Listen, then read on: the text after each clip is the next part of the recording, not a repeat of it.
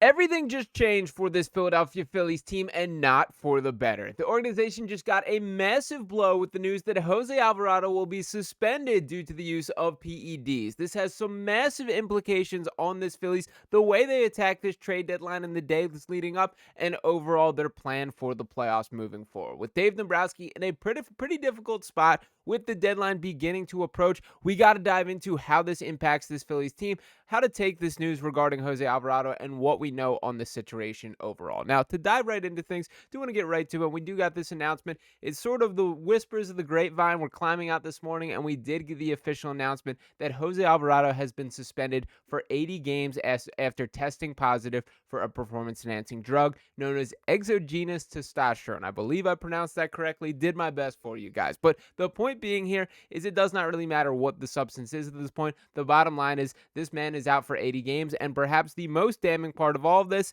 is he will be ineligible for the postseason now. Now, for this Phillies team as a whole, we've talked quite in depth about the bullpen overall. This was an area that we had some great concerns about at the beginning of the season, a really rocky start to the year, and then they had begun to settle in. Through all of this, one of the steadiest arms in this bullpen has been Jose Alvarado, and it really has been that way for several seasons here. Now, the takes are all over the place in regards to Jose.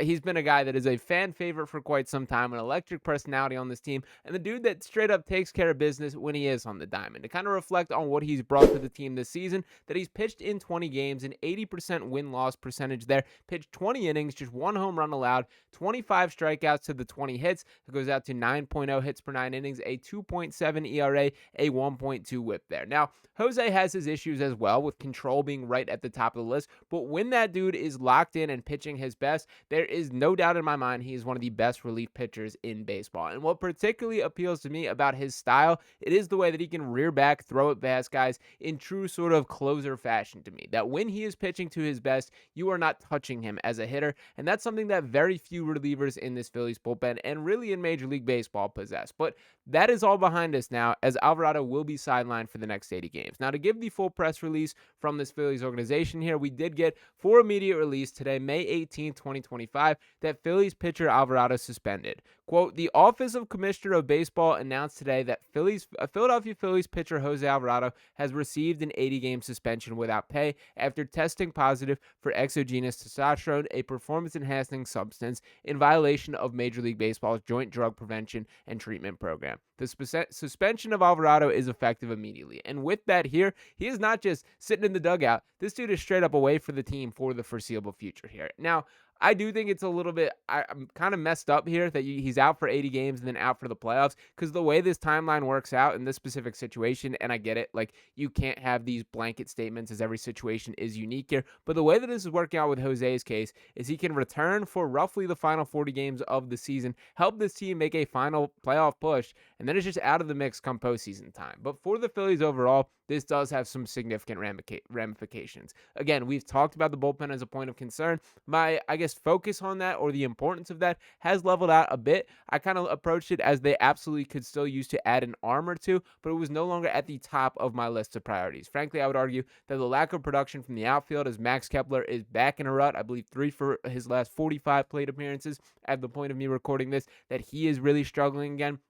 When we talk about the center field production, we've done this same dance with Johan Rojas and Brandon Marsh, who are both guys I like and I think are perfectly fine as rotational players. I do think there's a little bit more untapped in Rojas. I think Marsh kind of is who he is at this point in the game. But the point being here that if you actually want to be a legitimate World Series contender, I'm not sure if you can just walk into the playoffs with those as your options. But now that is sort of put to the side with bullpen being put front and center. And to kind of dive into the depth chart of what this team now looks like, obviously Jose Alvarado is still at the top of the list and no longer can be viewed in that light. Jordan Romano deserves a ton of credit for the way that he has turned things around. He has battled back and is pitching some of his best baseball. Had a phenomenal save again today against the Pirates, where his stuff looked borderline unhittable there. Now, I will also say with Romano, as much as he keeps producing here, there still is that fear in my heart of that there is just going to be a hanging slider that goes 450 yards over the wall there. Now, I got to judge him on what is actually happening on the field, but I don't yet have this confidence instilled on me when he walks up there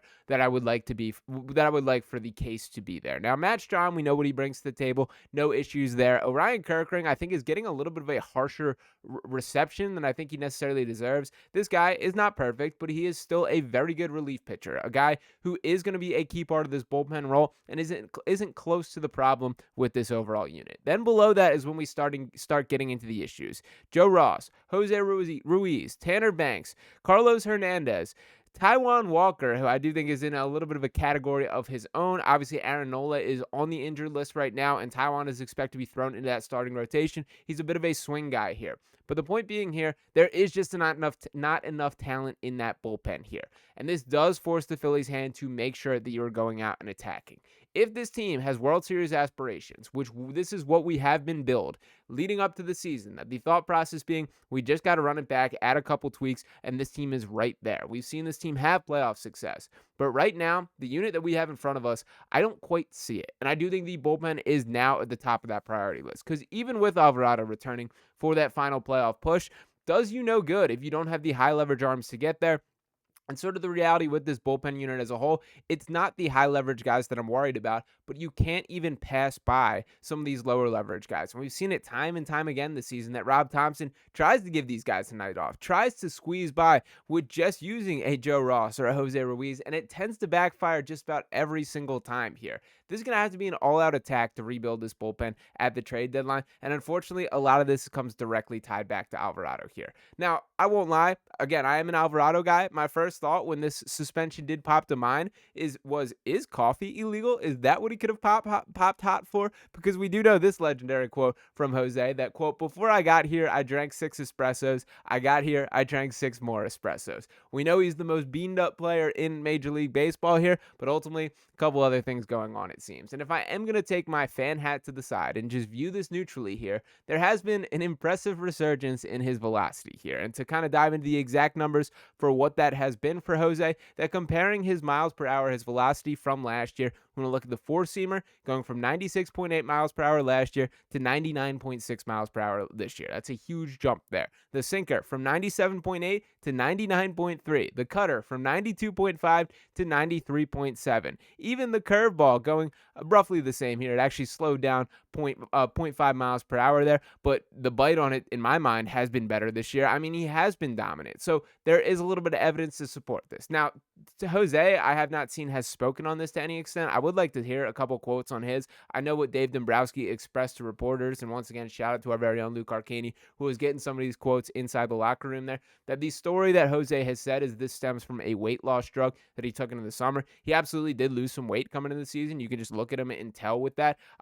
Who knows what the case may be. The bottom line is it does not matter. The suspension has been accepted, and this is the reality of the situation. So for Jose in particular, do whatever you got to do in these next 80 games. They are going to probably still need him for this final playoff push, and I do think, particularly as you line up for these playoff situation, you can sort of use him as a little bit more of a burner arm there, that you are willing to throw this guy several days in a row without so much long-term implications in mind, but there's no way around acknowledging that this absolutely sucks from a playoff perspective. This is a guy that the Phillies were counting on to be one of the key figures of the bullpen, not just this season, but he's been a guy for several years now, and in my mind, for the foreseeable future, that Alvarado had established himself as that guy. I'm not writing off him as a Major League Baseball player by any means. He will be back, and he will be performing well, but they got to really overcome this hurdle that was self-created by Alvarado directly there. So for Dave Dombrowski, on the bright side of things, this is happening now. The worst case scenario is if this was post-deadline, where you did not have a chance to fix things. You have time to correct the problem, but you now have a problem directly in front of your face that must be addressed here. So Dombrowski better be working the phones ASAP. I now don't think this is a situation that can wait till the trade deadline to go and get one or two more key arms there. You have to address this head on at the short-term focus here, that this team is going to burn its arms out now with taking one of these arms out of the equation here. So there's no way around this conversation absolutely sucking in regards to Jose Alvarado here.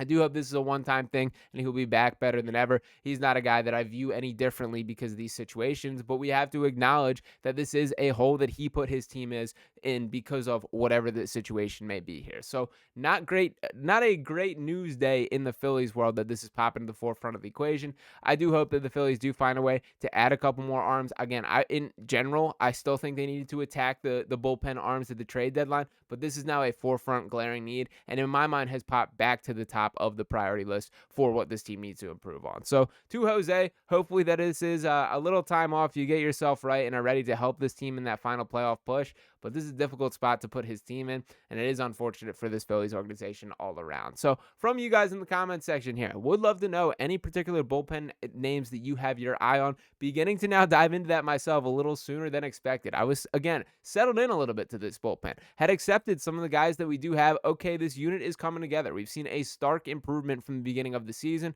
but now that equation changes in a pretty significant fashion there. So any names that you guys have in mind, would love to hear them in the comments. Appreciate you guys tuning in this video as always. If you have not already, make sure you are smashing that subscribe button. Drop a like on this video here. I'll be back talking with you next time on Phillies Digest, hopefully with a little bit of better news next time. Peace.